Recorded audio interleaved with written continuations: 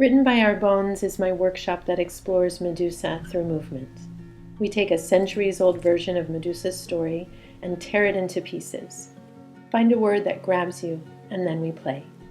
Let's say you chose the word rock.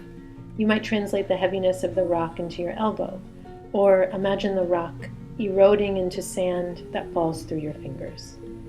How would you move across the room if your feet were made of stone? And what would it feel like to trace the contour of a huge rock with your shoulder? I'm curious about your perspective. What will these words look like when you filter them through your beautifully unique body, through your biases, your breath, your muscles, your bones? All levels of dance experience are welcome. Move big, move small, sit or stand. I'm Jessica Fudim. Join me for my workshop and let's play.